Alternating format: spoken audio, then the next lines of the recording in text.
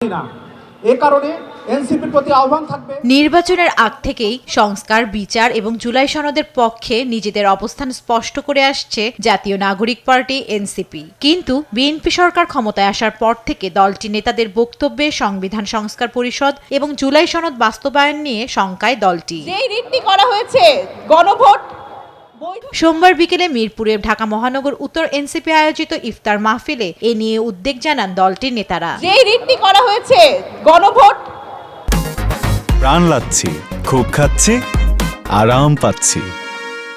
দলের মুখ্য সমন্বয়ক নাসির উদ্দিন পাটোয়ারি সরকারের খাল খনন কর্মসূচিকে স্বাগত জানান। সেই সঙ্গে এ কাজে দুর্নীতি এবং রাজনীতি যেন ঢুকে না পড়ে সে বিষয়ে সতর্ক করেন তিনি। এই খালের মধ্যে যাতে কোনো কুমির না চলে আসে, এই যে ভারতের সাথে যে চুক্তিগুলো হয়েছে আপনাদের এবং আওয়ামী লীগের যে চুক্তি হয়েছে, সেই চুক্তির মধ্য দিয়ে এই খালের মধ্যে যাতে হলো আওয়ামী লীগ এবং ভারতীয় কুমির না পড়ে। দলের আহ্বায়ক নাহিদ ইসলাম স্পষ্ট জানান, সরকার সংস্কারের বিপক্ষে অবস্থান নিয়েছে। সামনের দিনের নতুন লড়াইয়ের জন্য প্রস্তুত থাকতে নেতাকর্মীদের প্রতি আহ্বানও জানান তিনি। যারা সরকার গঠন করেছে তারা সম্পূর্ণভাবে সংস্কারের বিপক্ষে অবস্থান নিচ্ছে এবং বাংলাদেশকে তারা পরিবর্তন হতে দিবে না বলেই তারা কমিটমেন্ট করেছে। ফলে তারা যদি পুরনো পথে হাঁটে, আমাদেরকে নতুন দিগন্ত উন্মোচন করতে হবে।